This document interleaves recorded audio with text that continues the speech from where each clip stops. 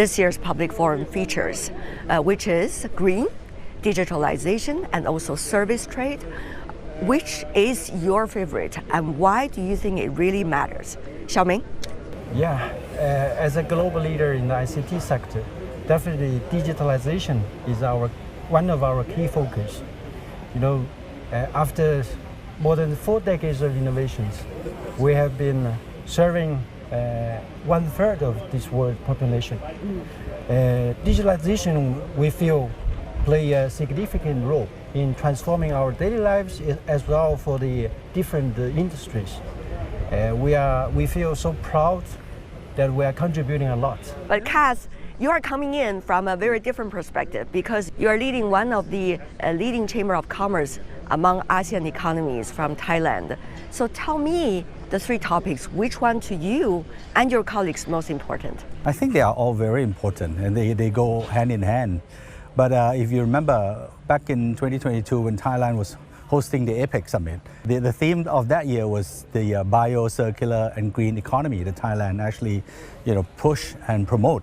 So that was one of the thing that is very important, and it's more so even now, with the green and the whole BCG and the whole ESG, and more importantly, that is the greater picture is the environmental business. Green makes good business. I think people have to come to terms with that, and it's something that we all must do. It's not a matter of if, it's where we have to do it. Yeah, we have to do it, and there are a lot of people already doing it. You see the conversation taking place in the hall of the WTO building and also here along the lake. Many are focusing on the green, but the green also has some challenges, quote unquote.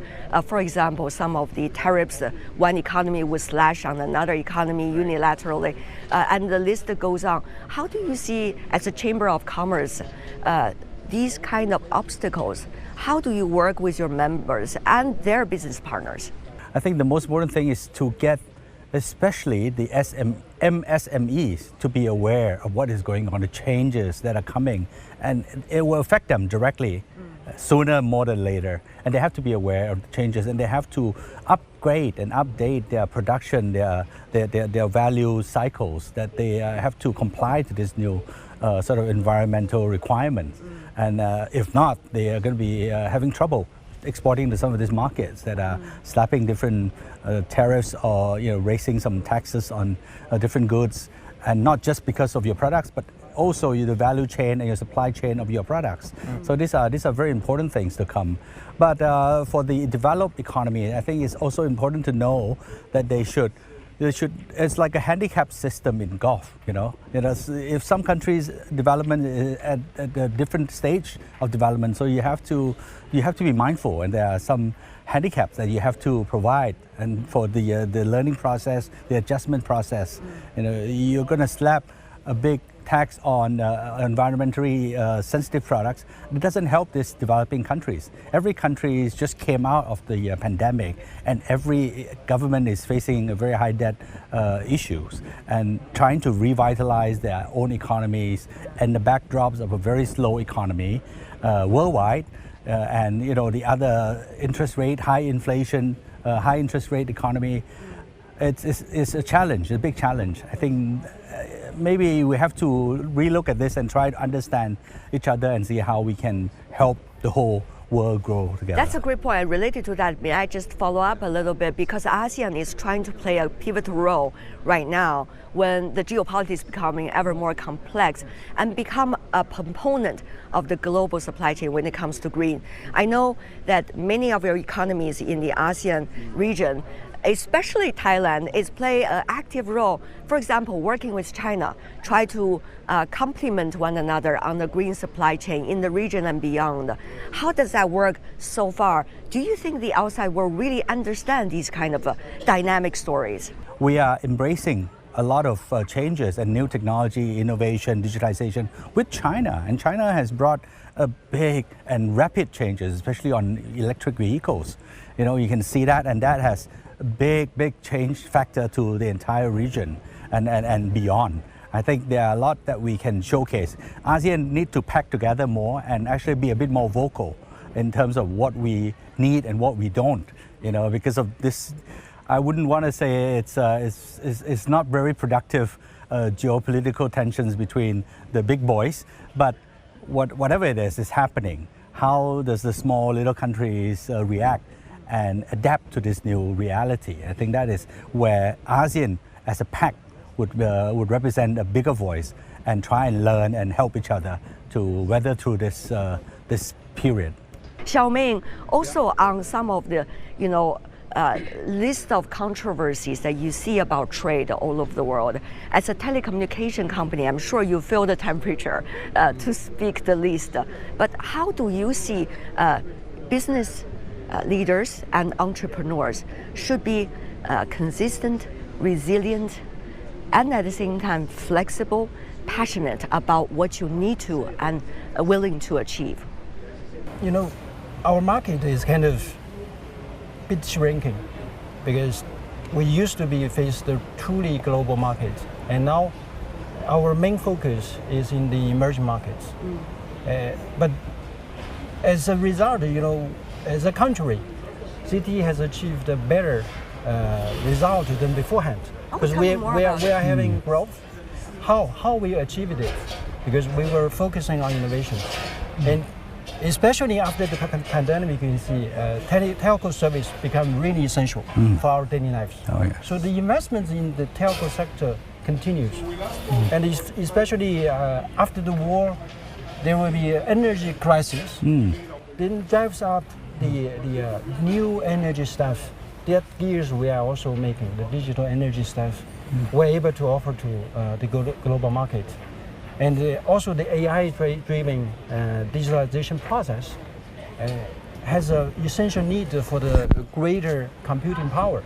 As a computing infrastructure provider, that we continue developing such kind of solutions helped us to mitigate this kind of risk and compensated those loss in the greater marketplace. With technological gaps, many of the developing countries and the least developed economies are likely to be further left behind in this round of industrial revolution. And that is a huge concern because that could mean so many future problems. From your perspective, what are some of the things they urgently need? And how do you help and support the people that you're working with to incrementally develop their skills and capacity, but at the same time with speed? We definitely are going to continue promoting the free trade, and we are also pursuing for more aggressive but healthier competition. And then together with our during the whole supply chain, together with our partners, we will be able to provide, more advanced and more economic solutions to those especially smaller countries or challenging communities. They can enjoy the best technology of this time. I think there are many areas that would move very quickly, especially in digitization. You see in banking, access to banking, it's all on mobile unit, on mobile phones. AI will change a lot of things. AI will change not only how we do things, but everything will be affected, and it's going to go so fast that... What does that mean for business leaders Yeah. you and your colleagues, for example? That is what is a real worry. Even in regulating international organizations such as the WTO, regulating AI, what is the right regulation? How do we balance the regulation between and not stifling the innovation? There are a lot of access. There are so many new issues that are coming on so quickly. From the business perspective, what do you think are the most crucial advice / suggestions that you can provide to the WTO, the largest international trade system?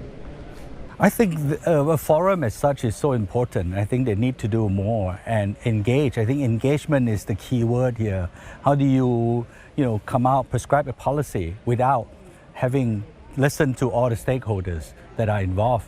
businesses, society, academia.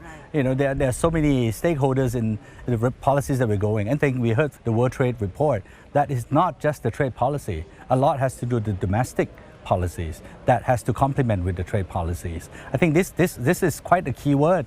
It's important because every government is now retreating, in fact, to try and close up their borders and to try and look inwards, which is detrimental to international trades. And as Xiao Ming here was mentioning, how do we open even more trade? How do we have an open access, an open market? And at the same time, when most governments and economies are trying to retreat from that, I think it's coming to a forum like this that we have to share and voice some of these developments that should go the way. Sometimes the voice of the governments are disproportionately being distributed compared to voices from other stakeholders. As a business leader, how do you see you and your colleagues can contribute to the real discussion about future trade policies?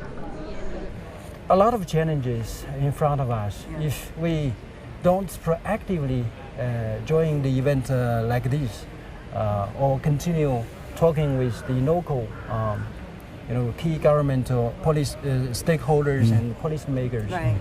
I think we're going to lose the chance to let them understand how critical the right policy for trade. So we'll continue to be more engaged in this kind of events. Vocal. Together, we need to work together more than fragmenting our economy. I think ASEAN represents still a promising bloc. We need to assert ourselves more. We need to elevate the status and make it known to the world that this is a good example of how we can coexist, work together, and not fight. And then we adopt and we share best practices, share best policies to build a better place for everyone.